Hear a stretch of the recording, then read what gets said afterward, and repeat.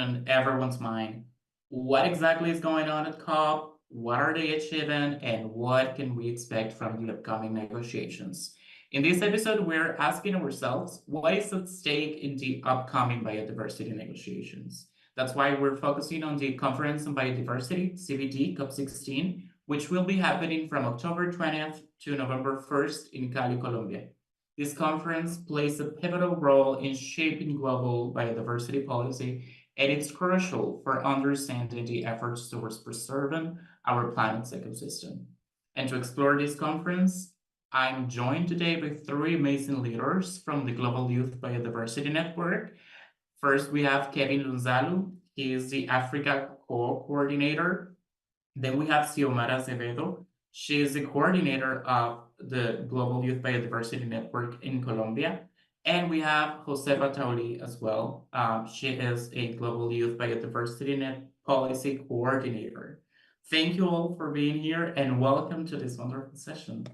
To start, I want to ask Josefa. First of all, thank you for joining us, for being here. I want to start asking you about a critical framework, which is the Kunming-Montreal Global Biodiversity Framework, which back in 2022 was celebrated in the media as historical.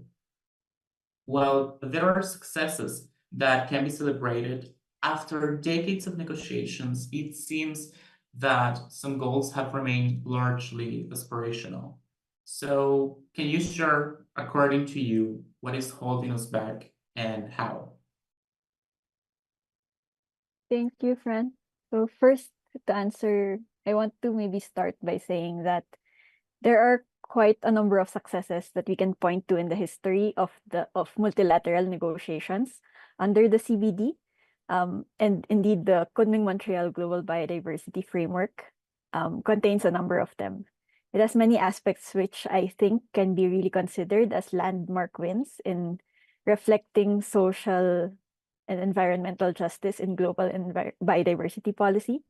For example, the reflection of human rights-based approaches, strong recognition of the rights and contributions of Indigenous peoples and local communities, intergenerational equity, full protection of environmental defenders, gender, youth, and other important aspects in the context of biodiversity conservation and sustainable use. And while these can be considered merely aspirational, as you say, I wouldn't want to discount them either, because I think that global policy does play a role in providing direction for states on what to do. And also even the wider society, providing direction for the wider society and shifting narrative on a broad scale, right? Which, while more abstract, can be really valuable in creating systemic change. But of course, I agree that one of the weaknesses of the convention has been implementation. The real make or break challenge, I think, for everyone is trying to turn these agreements into action, as they say, right? So I'll name a few of the things of what I think is holding us back from the systemic changes that we need, although of course there are many. I'll name three. So first, I think, is the continued dominance and emphasis on monetary and economic values over other values like relational and cultural values of biodiversity. I think our priorities as humanity and our definition of progress, I suppose, needs to move less towards wealth and growth and more towards kind of like collective care for each other and for the planet. The second one I'll mention is the persistence of false solutions. I think many of the things that are being marketed, and I really do mean marketed, as so-called solutions to the biodiversity and climate crises are not solutions at all and are often just perpetuating status quo and business as usual that got us into this situation, and worse, they're doing further harm to the causes that they're claiming to solve. And also to the communities who steward the ecosystems, right? And then third is the continued inequity and inequality. So I think that unless we really start shifting economic and political power and resources to those who have such a central role in creating change, but continue to be marginalized by the system, like Indigenous peoples, local communities, women, youth, unless we shift power to them, then we won't go anywhere in addressing biodiversity loss. Thank you, Sefa. Well, I'll stick to what you said, which is that global policy does play a role. And I think that also local actions play a role, which is something that we will be discussing later on during this interview, especially now that COP16 is coming, which is the COP in which we will see the operationalization of the biodiversity framework protocol. Now, I want to jump to you, Xiomara, to tell me, how has the movement mobilizing around biodiversity changed in the last years, and what does it look like now in 2024? Thank you, Francisco. And yeah, just hi to everyone that is watching us. I think that's a very important. I joined this movement for biodiversity and also at the same time for climate. I saw that the movement was like very niche, very specific, like the people interested in CBD COPs mostly, I mean, were like with a very specialized knowledge, on the technicalities, on the real issues for biodiversity conservation, but from mostly a policy scientific perspective, while the participation of people from the grassroots, the movement, the territories was there, but was not like too much, right? Like it's very difficult, of course, for people that are in the front lines of biodiversity conservation to participate in CBD spaces. And I mean, I'm just naming CBD because it's what we're discussing here, but I mean, every of the Rio conventions of the Conference of Parties of any convention, these are not the most accessible spaces for people to participate, to engage, to discuss, to influence, to understand, to navigate, etc. So I felt that, okay, at least for the youth movement, it started as a global youth movement for biodiversity with the participation, of course, of different people from the so-called global north, global south, etc. But 10 years after, what I'm seeing is a huge shift in the movement. We see the participation of multiple organizations, movements. We see how biodiversity also, even if, in my opinion, a bit shadow from the climate negotiations, now it has more importance. Now biodiversity is also another issue that is, influencing the agendas. At least it's being more named and taken into account than before, in my opinion. I've seen also how the movement has diversified and it's more intersectional.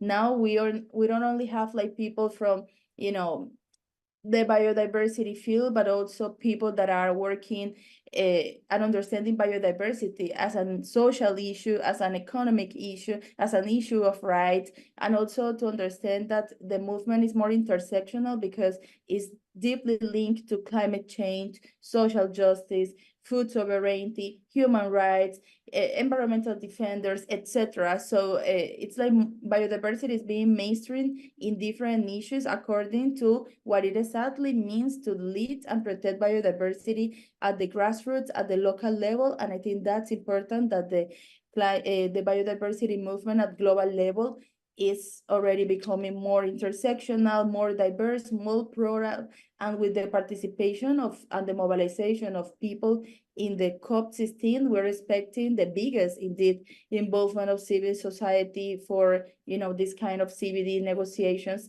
And that's also because for many years, many decades, people in Colombia and Latin America have been working to preserve the ecosystem that we have in good health right now.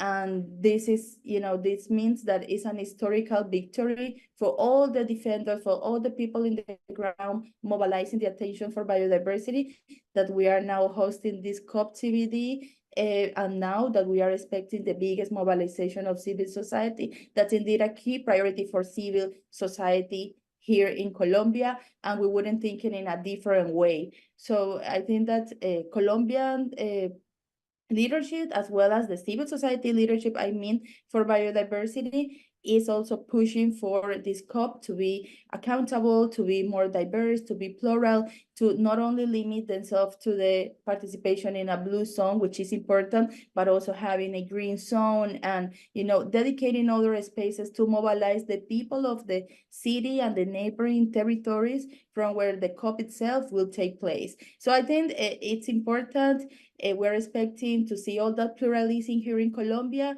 and I think at global level, the movement also grew a lot to position themselves as one of the key issues. Not only climate is important, biodiversity is key, of course, for life, for nature, for economy, and I think these are issues that already people understand way more than maybe before. Thank you, Xiomara. And I absolutely agree with you. Biodiversity is also important. And that's why through history, the three conventions, the United Nations Framework Convention on Climate Change, Biodiversity Network, Biodiversity Convention, and the Soil Convention and the Desertification Convention as well have been working or try to work together to reduce the impacts in societies and nature that our activities are having. I stick to what you say, Xiomara, more participation of indigenous peoples, of young people, and civil society in general at COP16. That's a good symptom. Biodiversity is working. And in terms of the frameworks and the normatives that revolves around this convention, I want to talk about the Target 19 of the recently adopted Global Biodiversity Framework. And I want to ask Kevin and then Josefa around this target, which reads that the goal is to mobilize $200 billion per year for biodiversity from all sources, including $30 billion through international finance. What should policymakers keep in mind to ensure biodiversity receives the financial priority it needs, without failing into false solutions that might perpetuate harm or repeating the shortcomings from the climate spaces? Kevin? Yeah, thank you so much, Francisco, and thank you to GLF for putting together this important and timely dialogue. First of all, I must appreciate that, the current Global Biodiversity Framework has moved a step forward in terms of, recognizing that there is a gap in terms of biodiversity financing and embedding that in the recently adopted Global Biodiversity Framework. So that moves away from the disadvantage that we had previously, say the Aichi targets that preceded the current framework, on means of implementation. Having said that, as you mentioned, we run the risk of, bringing in finances that are not, drawing or pushing us towards true conservation of biodiversity. And we need to take care of that, to be careful that biodiversity conservation is not infiltrated with, what I would say, finances that negatively impact, the conservation of the very cause we are drumming support for. And one of the ways we can ensure that we raise the 200 billion, which is a huge sum of money, is to ensure that we live within the spirit of Target 14, which is mainstreaming biodiversity values across all sectors, and in various thematic areas. Once we make, for example, the private sector, we understand the value of biodiversity, the contribution of biodiversity to their operations, and what they derive from biodiversity, they could be, more positioned, more willing to support the conservation work.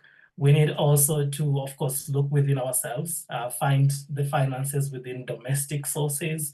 So countries to look within their national budgets, the national allocations. Unfortunately, currently, the allocation that go towards biodiversity from, from national budgets remain very minimal, a very small amount of money. Some of the ministries of environments in most countries are the most underfunded ministries. And so it's important for countries, before they start looking for finances outside their scope, to also look at how much of the exchequer money are they allocating with the towards conservation of biodiversity. We have seen a lot of money going towards, things like, funding wars and stuff, military funding and stuff, harmful subsidies, synthetic fertilizers, for example, and all sorts of subsidies that harm biodiversity. If this money could be rechanneled to the right purpose to serve, biodiversity conservation in the most appropriate manner, we will be getting closer to the 200 billion mark as fast as we can. And the last thing that I want to mention about in regards to your question is this spirit of, common but differentiated goals that we have roles that are common but differentiated in a manner that countries that are developed could play a major role in terms of financing to support those that are still, either in transition or developing, to not just revise their NBSAPs and put their plans in place, but also adequately and effectively, implement the current global biodiversity framework. So far, we have seen some goodwill from, some countries. They have put in a few money in the Global Biodiversity Fund. It is not enough, but it is, a step in the right direction. What we need to see at COP16 is this fund being made, more accessible, less bureaucratic, having more money to its, pocket or its bag, and that this money is channeled not just to governments, but it's open to civil society, that women can access it, youth can access it, Indigenous people, local communities, all the groups that could support conservation of biodiversity at local level. Thank you. Thank you, Kevin. Now over to you, Josefa. Thank you. Just to add and also reinforce some of the aspects that Kevin mentioned, I think it's important when looking at false solutions to recognize that many of them are linked to market-based approaches. And so for too much attention has been paid to market-based approaches when it comes to financing biodiversity. And in these approaches, usually the integrity of ecosystems and ecosystem functioning, and also in human rights are not even considered, or they're insufficiently considered most of the time. So we can't continue in that direction. So when it comes to financing, policymakers need to recognize two things. First, that the money is there, but right now the money is going largely to activities that harm biodiversity. And we need to make sure that we are actually putting this money into, or like we are putting efforts into reducing harmful subsidies from governments and also perverse investments from the private sector. And second thing policymakers need to remember is that the rights holders are stewards of biodiversity, but very little attention is being put, very little resources, support, attention is being put into protecting their territories and their livelihoods. And so biodiversity finance really needs to look much more into non-market-based approaches that includes improving governance and land rights of Indigenous peoples and local communities, and improving funding for local on-ground biodiversity actions in a more inclusive and accessible way. Thank you, Seth, and thank you, Kevin, for these insights on the Global Biodiversity Framework and the promise or the pledge to mobilize 200 billion and what it means to policymakers and to the private sector as well in general. Now I want to ask Xiomara, particularly in terms of corporations, in sectors like agriculture and mining have been major drivers of biodiversity loss. What is the influence currently of these sectors in biodiversity politics? And what role should corporations play in, for example, financing biodiversity conservation? And finally, how can they be held accountable for these actions? Thank you, Fran. Well, I think that corporations, especially the sectors like agriculture, mining, energy, they do have influence in biodiversity politics, of course, at different levels and scales. These sectors, have been historically the major drivers of biodiversity loss, generating deforestation, habitat destruction, pollution. Some others in different countries, like in my country, some of these sectors have been related to the harassments and the killings of environmental defenders and people in mega diverse territories. So I think that it's very important that we take them with a lot of accountability, and that we somehow can understand the influence that they're having in the COP CBD. This is mostly a reflection that I've seen for participating in different COPs from this convention, while at first it was mostly, as I said before, like more technical, like maybe, you know, it didn't receive a lot of attention. So most of the decisions were really based on the scientific knowledge, the traditional knowledge, etc., a bit more. But now, since the CBD is receiving a lot of, you know, attention, and indeed, not only CBD, I've seen also have UNIA, for example, and these global spaces have been mobilizing more people, more sectors are getting interested in participating, in influencing the outcomes of these decision-making scenarios.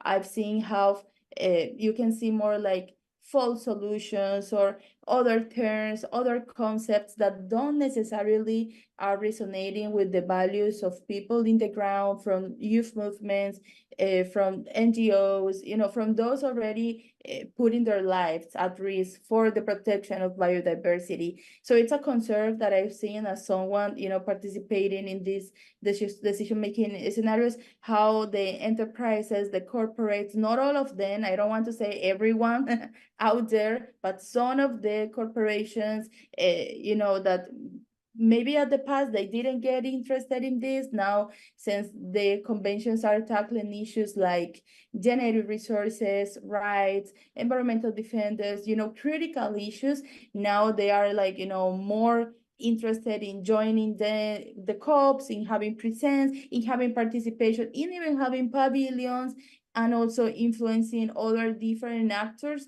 to position the narratives, to position the solutions that are, of course, aligned to the interests of corporations and the people that have a big responsibility in biodiversity loss, and not necessarily, you know, the contrary. So I just, you know, I wanted, you know, to first like be critical of this and saying we have to be careful as civil society that there is a growing interest and influence of different corporations and sectors in influencing not only climate negotiations, as we have seen, because we have a reality, and it's that at least more than 500 fossil fuel delegates participated in previous COPs of climate. We don't want to repeat the same story for biodiversity in the case of those that are responsible for biodiversity loss. So that's what my first call to action also for those that are interested in these issues is to be careful of this, and to be careful of what are the narratives and the interests that we may be positioning, maybe because we, you know, it sounds cool probably to say, this is positive, this is nature friendly, this is whatever, but maybe we can be just, you know, reinforcing the interests and the narratives of those that are not the ones protecting biodiversity. So this is just like one reflection and advice that I have, you know, regarding just your question of what is the influence that they have in politics. We've seen, of course, how they mobilize through lobbying and influence the regulatory frameworks to protect their interests, of course, that, as I say, maybe are at the expense of people in the ground fighting their rights and the rights of nature. But also, and just being more positive maybe, or providing the other part of the, you know, of this is that we also have some corporations and some businesses that are indeed understanding that there's no economy without nature, and therefore they're mobilizing how they have to de-risk their operation, their businesses, understanding that biodiversity conservation is one of those risks that can, you know, influence their profits. And also some of these organizations, of movements, businesses, etc., are coming together to say we need to mobilize more resources. Voluntary commitments are not enough. We need to have a straightened regulatory frameworks. We maybe need to shift the focus on what we are financing of enough. So it's like, okay, there's, you know, there's a group that is interested and understanding really what we as young people, civil society, are expecting from businesses and corporations is to understand that biodiversity is key for any activity. Like there won't be any economy, of course, as we say, on a dead planet, right? So it's critical that they take responsibility of their actions, because for many years we have seen only the growing of profits, but not like the concern and the mobilization of effective and massive resources to protect biodiversity and to protect those that has been protecting that biodiversity, genetic resources, life indeed, because for some corporations, this is genetic resources, for others, this is traditional knowledge, this is life, this is heritage, this is biocultural heritage. This is important, and they don't even see out like themselves out of nature. They see as part of nature. So all these conceptualizations and also the necessity to transform finance, I think, are critical. And this is the COP where we are expecting, a different story, a different part. We hope to see more mobilization of real and effective and ambitious solutions, and that includes Indigenous peoples, of course, Afro-descendants communities, farmers communities, local communities, young children, women, everyone that is mobilizing real on-the-ground solutions to really, be in the center and play a key role. I think that's critical. This is the time where all these movements, all the people, we need to ensure accountability, that the CBD have some teeth, as we see in Latin America. Not only that it's, mobilizing the countries, not only that is supporting agreements and adopting agreements, but also have some teeth to improve the implementation. And for that, we need finance to be, one of those enabling tools to unlock action, and finance for the correct things, as Kevin said, as Sefa said, and finance for the people working and securing ecosystems and traditional knowledge for centuries. Thank you, Xiomara. Yes, one of the things that you mentioned were specifically about how this COP and all the COPs in general are bringing a lot of attention. And it's bringing a lot of people as well, and the private sector all together to these conferences. But sometimes these actions can lead to distractions as well, and that's where my other question is framed, or is going to be focused. And this is to Josefa specifically. And it's about technology and innovation. Because, for example, artificial intelligence for biodiversity, which is something that here at the GLF we explored on another GLF Live, could be or might be overshadowing the need for systemic changes, and maybe even ignoring the qualitative and cultural elements of biodiversity. That's the debate, that's the question. Or, can technological solutions truly address the root causes of biodiversity loss? Are they just a distraction? Can we have a balance between new technologies and traditional knowledge? I would love to hear your quick insights on this. Thank you. For this question, it's an important one. I think that science, technology, and innovation are not neutral. They are shaped by the values, the context, social economic context, the interests in which they are being developed and applied. And this means that most of Western technology is also rooted in the unequal processes and systems that they are shaped in. And this means that many of these technologies does contribute to maintaining, again, what I was saying before, the status quo and business as usual and greenwashing that got us into this place. And so I reinforce again that we're talking a lot about transformative change, because this means rethinking the current dominant values and who is at the center of decision making and who should we be putting at the center. So what I'll say to answer your question is that science, technology, and innovation is not intrinsically incompatible with promoting transformative change. It can be a tool for sure. But in order for it to be transformative, it needs to be from the very beginning. It needs to give importance, again, to who is deciding, who is participating. We need to give recognition to the perspectives of Indigenous peoples, local communities, women, youth, and others, and their needs and their values need to be incorporated in the design and application of these instruments, and even foregrounding indigenous technologies. We forget that indigenous peoples also innovate and also have technologies, right? And then also it needs to be carried out following, all of these technologies need to be carried out following a precautionary approach, because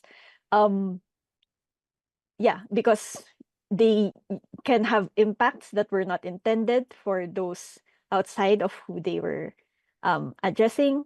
They could also have irreversible damage that will harm present and future generations. And of course, these harm marginalized communities and people in vulnerable situations more than others.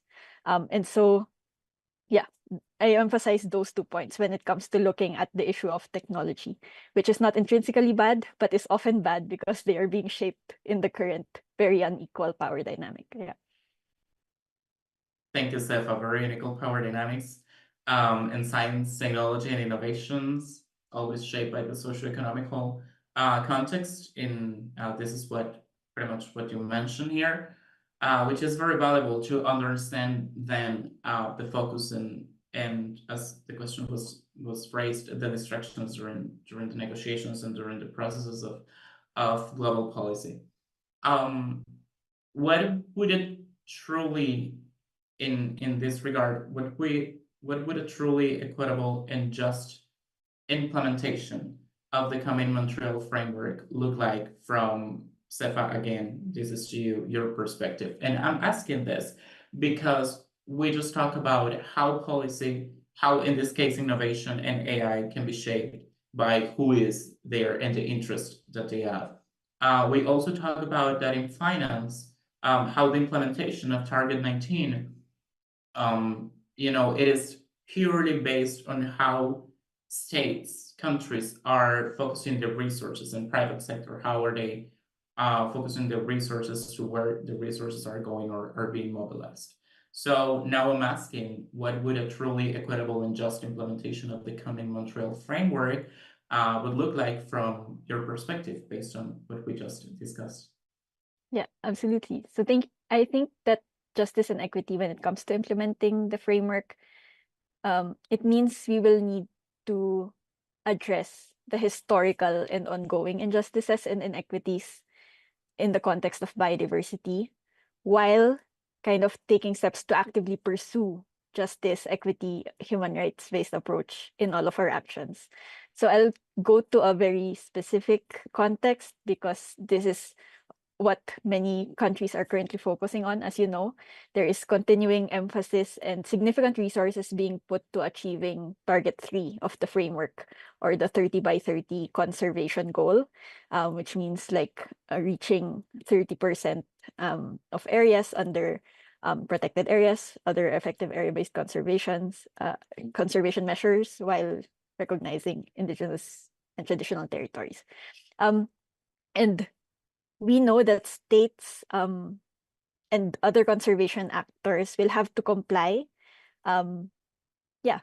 In pursuing this target, will have to comply with their obligations to ensure that this target is being respectful of the rights of indigenous peoples, rights to land, and also their right to free, prior, and informed consent. And states will also have to understand that recognizing indigenous and traditional territories and ensuring self-determined governance of those territories are a valid, equitable, and effective pathway for area-based conservation. So that's one aspect of it, like actively pursuing justice and equity. But beyond this, there's also the work to be done to look at the historical injustices, given that conservation in many places largely has really been done in a way that violates rights. We call this like fortress conservation, right? Where many protected areas have been put in place by evicting indigenous peoples from their lands to turn them into state-governed and state-managed protected areas. So this is not only a violation of their rights, but it's also keeping the stewards of those areas from doing what they have been doing for millennia, which is caring for those lands, which is why those lands are even like biodiverse in the first place, right? So that's kind of one way, one lens, and one aspect to look at justice and equity. But I think the same principle of looking at all of our actions across the board, across the framework, through this lens will really help to make sure that we're addressing the indirect and root causes of biodiversity loss.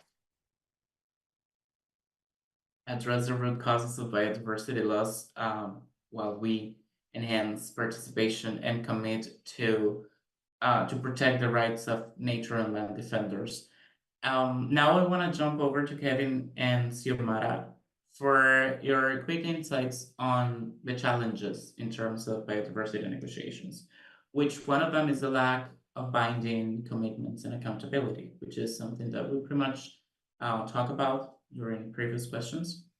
But I want to now deep dive a little bit more. What enforcement mechanisms should COP16 in Colombia adopt to ensure that countries and corporations follow through on their biodiversity commitments?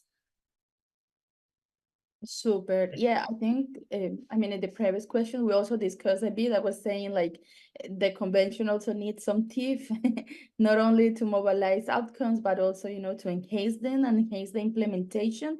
I think that's very, very important. COP16 should prioritize transforming those voluntary commitments into legally binding agreements, into agreements that, you know, are not only just to show that you are doing your part, but also that is effectively what is needed from determined or particular country or a particular sector or a particular institution. It's very important that we also put countries like to be more accountable for meeting those commitments. We had a not so good experience with the previous framework for biodiversity that was the Aichi targets. You know, it's been like many years, and the world didn't even fulfill a full target of, you know, of the previous 21 global biodiversity targets. So imagine, like, we cannot see this history again. We cannot repeat this, you know, like, no, the global biodiversity framework for Montreal cannot repeat definitely the same story as the Aichi target. For that, we need this COP also in particular to have a strong monitoring and reporting framework already, you know, a proof with indicators, because some ways to translate these global commitments into national action have to be through this process that, as I said, is maybe not that exciting as the work that entails to protect biodiversity at the ground, but it's important that we align all targets, all countries to all targets, that we have strong indicators for the stuff that we want to then finance and then you know, support and then monitor. But if we, in the monitoring framework, we don't have, for example, the contributions of young people for the protection of biodiversity, of the protection or the contributions of indigenous lands to target 3 or whatever, this is going to be a bit, you know, like a question mark and a bit hole in how the framework will achieve their targets of not. We already know that the Aichi targets fail in part because of the lack of a strong monitoring and reporting framework, the lack of a common language, the lack of finance, among other things. As I say, we cannot repeat this, and we need to target already those issues that made the Aichi targets to not fulfill its mission, to incorporating a different way for this global biodiversity framework coming Montreal, right?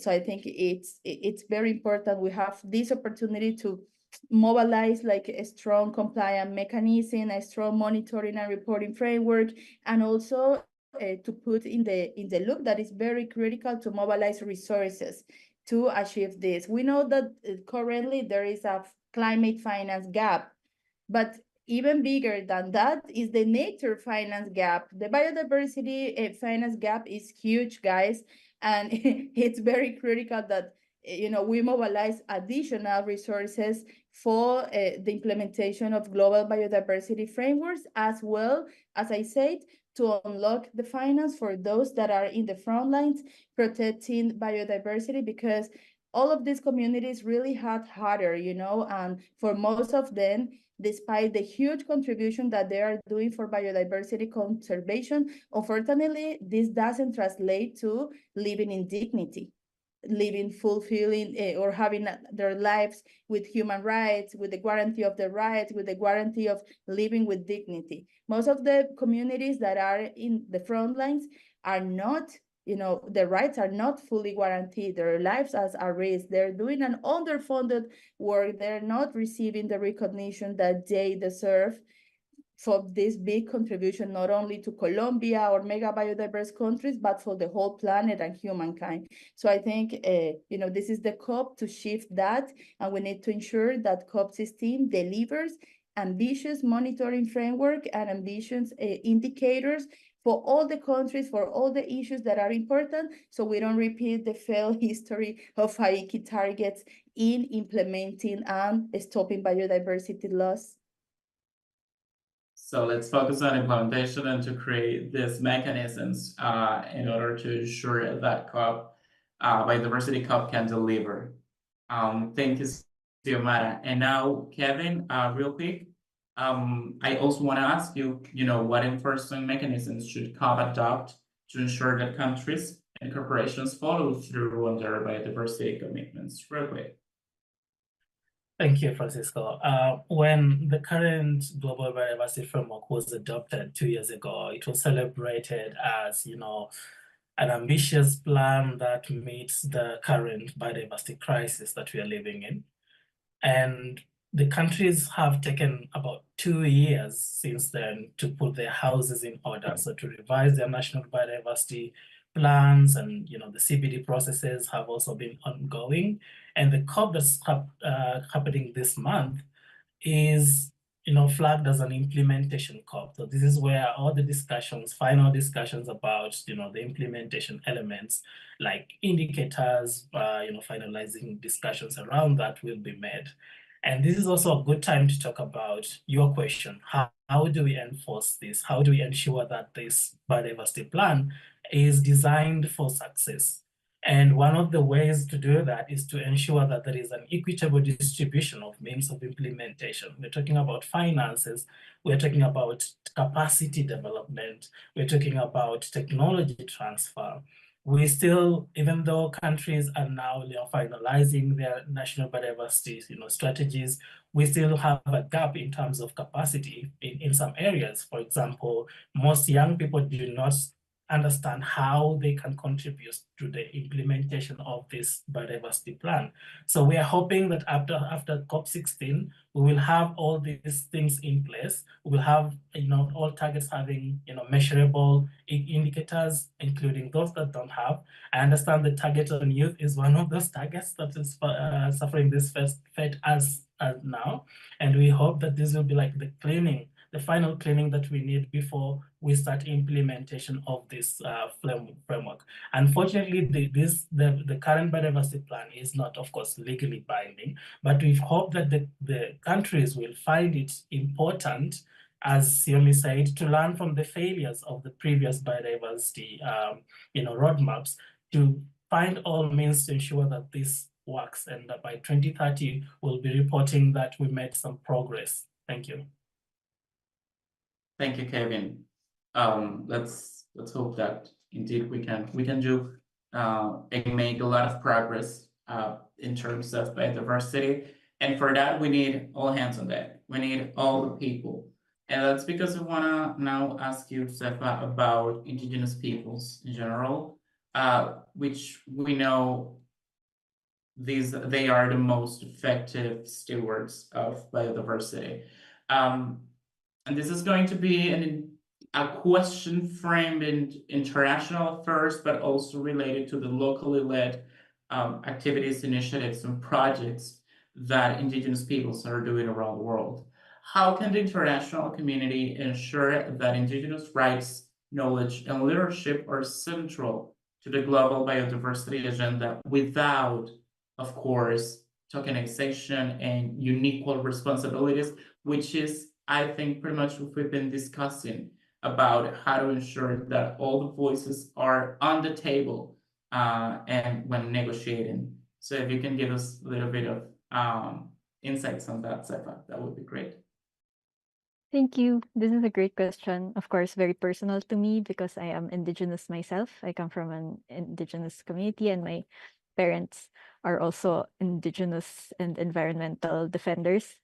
I think in the spirit of respecting indigenous people's rights to self-determination, the best thing that the international community can do is to really listen to what we are saying about how to respect our rights, how to do conservation, how conservation should be conducted in our communities, what support do we need, and to really just follow the lead of indigenous peoples who have been in practice conserving a huge proportion of the world's most biodiverse areas. It's really high time for conservation action to move towards this direction. And I want to touch also about environmental defenders, because we can't do this work if our lives are continue to be at risk for doing this work. It's the case for indigenous peoples, for women, for young people who are on the front lines of defending biodiversity. And actually, for this COP in particular, it's going to have huge potential.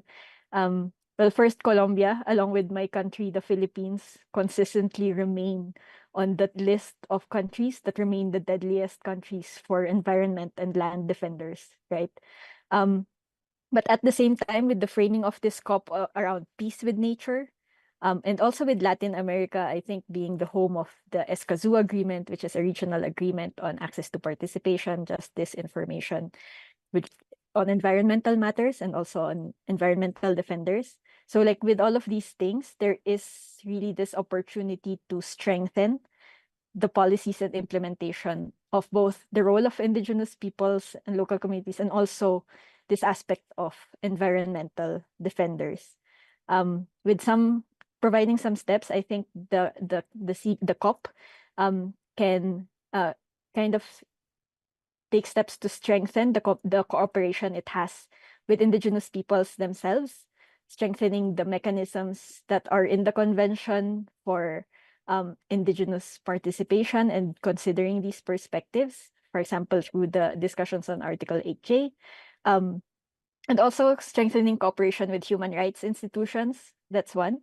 I think the COP can also continue pushing for implementation of these aspects at the national level with this critical moment of updating NBSAPs. And then I think in general, there will be spaces around the COP and in the COP for support networks to gather and discuss and strategize, how can we advance on this issue, amplify this issue, create awareness. And then maybe even we can call out states who continue to have unsafe conditions for environmental defenders and who continue to be violators of rights of indigenous peoples. Like, we need accountability, really. So I'll end there. So this is really a very personal issue for me. My family also faces prosecution in the face of the work that they do. And it will be important for the COP to send a strong message with concrete steps coming out on these issues at COP16. Thank you, Steph, for your reflection, and also for sharing a problem that it is personal to you, and that impacts you and your loved ones as well. Now that Josefa were mentioning this, that international community, what they should do is to respect indigenous people's rights, their way to do conservation, and what they actually need, and how they cannot do any of this if their lives are at risk, and the potential risk that indigenous peoples, nature, and land defenders has around the world. I want to jump over to you, Xiomara, because environmental defenders, and Josefa just mentioned that there are particular certain territories in the global south that often face violence and persecution for protecting biodiversity. We already addressed this Escazú agreement, but I want to ask you specifically in the context of COP16 and the governance framework of COP16, what should this convention, this conference should do, or what steps should or could take to ensure that these defenders are not only protected but cherished? How can the international community hold governments and corporations accountable for the threats they pose to those on the front lines of biodiversity conservation. Now, I know that we already addressed this on the previous question, but in here I would like for us to be more specific in terms of what COP16 could do in order to ensure the protection of these nature defenders. Sure. No, indeed, I feel like COP16 needs to do a lot more than even the other COPs, because it's happening here in Colombia. And as Josefa said, it's critical because people here, we have this mega biodiverse country, but at the expense of a lot of people, lives, sufferings, harassments, and a lot of things, that are intertwined with biodiversity conservation that I've been mentioning. It's critical that we address this with the big picture. So maybe what I can just say could fall short of what is also needed, because this is indeed, there's a lot to do. We only in COP15 made it for the inclusion of environmental defenders in the global biodiversity framework. That's indeed something that is a victory for the social movements, because it's not that easy that you convince and you have all countries to adopt that it's important to recognize that there is a particular activity and way of life that is called environmental defense, that you are an environmental defender and you are not an obstacle for progress or growth or economy, that you are entitled to mobilize, have your rights for peaceful assembly participation. All your human rights are protected as any human, on this planet, but also that you have a particular vulnerability, that you are defending life, that you are defending environment. And unfortunately, this is not being well seen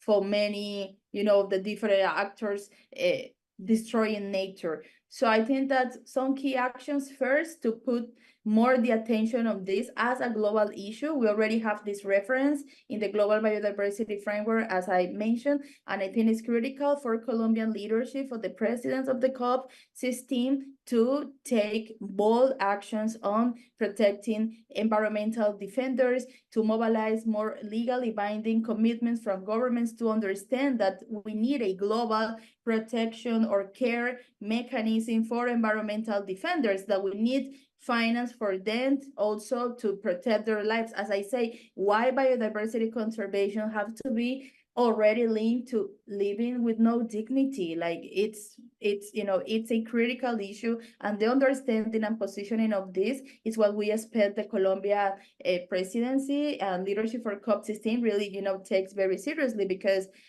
peace with nature is more than a slogan. We hope that this can also be a real issue to be discussed in COP16. We also expect that it is, how to say it, like it stays in the agenda. It doesn't have to be only for one COP or whatever. As I'm saying, it's critical that we address peace with nature, environmental conflicts, biodiversity conflicts as a permanent issue in the COP16 or the COP17 in the CBD negotiations. It's critical that we also take actions, as I say, for those that are conserving this biocultural heritage for us and for future generations, and their lives are being at risk for many, many decades. So more legal protection mechanisms, global care protection mechanisms for environmental defenders, more clear resources to protect them, rapid response systems, international recognition, as I say, critical, coming from a mega biodiverse country as Colombia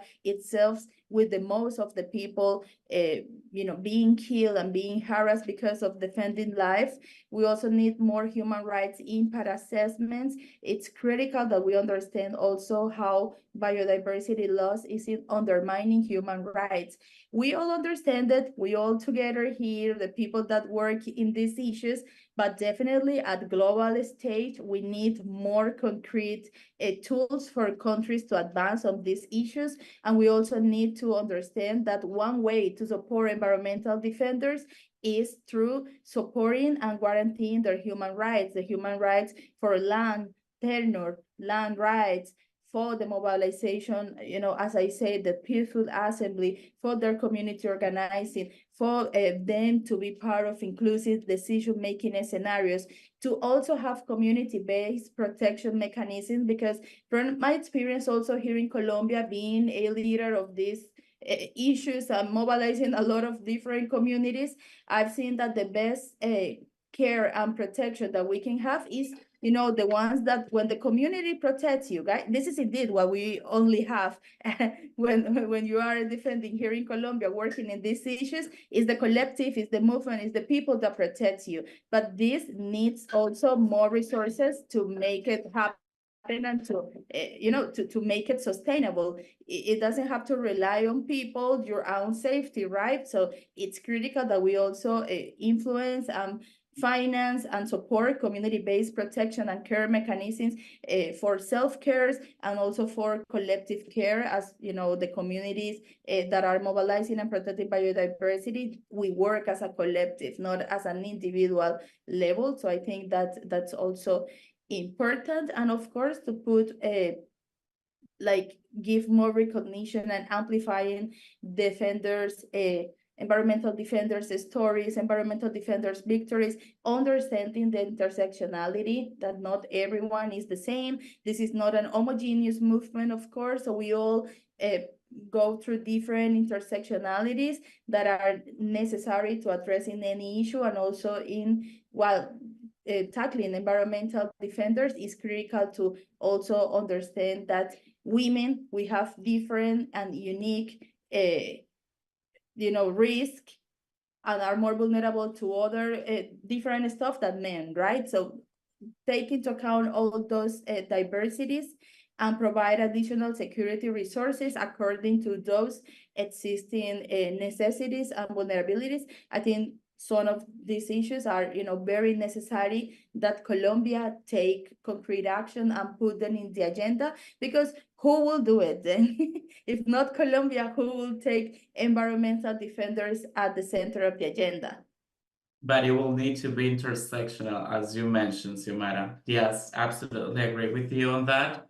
And now that you're addressing these certain valuable points about how COP16 can mobilize this and conserve as a momentum for nature and land defenders and biodiversity defenders, environmental defenders in general, to put also their demands on the table and to start this rich dialogue around what should be done and what it needs to be done at this COP and the next ones, in order to ensure that the lives of people are not at risk for protecting nature. This is extremely valuable. Thank you, Xiomara, for your insights on that. And now I just want to wrap up this conversation, this interview, by asking you, what can we do locally? Because now I want to talk about our audience, about the people on the territories and communities. What can we do locally to possibly impact the processes on biodiversity? This regard COP16. Let's start with you, Josefa, and then Xiomara, and we will close with Kevin. Just briefly, right? I think one key thing for me is finding community to do this with. This work is very collective. We know we cannot do it alone. We need, and it's also difficult work, right? So we need support, and we need care, and we need other people to do this work that is addressing a very complex problem, and also requires a lot of diversity, and collective thinking. So I think that's one of the best things we can do, is to bring other people with us as we continue to do this. Thank you, Josefa. Well, I think that to protect biodiversity, embrace biodiversity in you, like we're eating biodiversity, wearing biodiversity, talking biodiversity, dancing to biodiversity. I think that it's very important that we understand that biodiversity is not only when you go to the protected area or the national park, etc. Like also embrace the biodiversity around you. We have the lucky to be surrounded by biodiversity in Colombia, in Latin America, in Africa, like everywhere. And it's critical that we also close the gap, because we need more people in the movement. And this is not the technical movement or whatever, like it's a movement for life. So everyone is welcome to join this, and it's critical that we close the barriers in education, in awareness of biodiversity, because we often tend to think that biodiversity only this species, very out from my reality, very far from me, etc. And then we don't feel it. When you don't know what you have around you, you don't protect it, then we will be losing a lot of important heritage for future generations. So just understand that biodiversity is really the web of life. We really depend on this. It's very attached to us and is critical for life on planet. So let's start mobilizing more people to understand that biodiversity is very close to us. We are biodiversity, and it's not something outside that they can just don't take in consideration or whatever. I think that's something important. We need more people doing this. Thank you, Xiomara, to raise awareness. That's it. Kevin? Thank you. So decisions and negotiations often happen in rooms and in COP meetings, but implementation happens on the ground. And so after COP16, we need to evaluate ourselves and see how best can we support this implementation at very local levels. We understand that countries now have plans that they want to align with the global biodiversity framework. We need to see how we can plug into that. One of the ways we can contribute to this implementation is holding these countries accountable to the commitments that they will make during COP16. We also need to be candles that light other candles, so make other young people and other people within our spaces comfortable to contribute to this conservation movement and narrative. Draw away from the jargon, make things simple for people to understand, make them feel like at home. And this is not a space for biodiversity people, because biodiversity is life, biodiversity is all of us. And as grassroots organizations, we need to find ways of implementing small initiatives on the ground that contribute to the bigger cake, whether it is planting a tree or conserving a rare species of an animal. Any small ways that you can contribute to this big desire, global ambition that we have, so that when it comes to the end of the road, when we are evaluating the contribution, we can feel like, yes, we contributed to conservation of us and conservation of those around us and nature. Thank you. Thank you, Kevin. Thank you, Josefa and Xiomara as well for this insightful conversation. Honestly, these are powerful words, and I'm sure it's gonna help us all, the ones that are attending COP and the ones who are not, but that are following the negotiations, and that also wanna discover and know how to engage, how to make impact, and learn about initiatives in which they can maybe apply their projects and ideas on.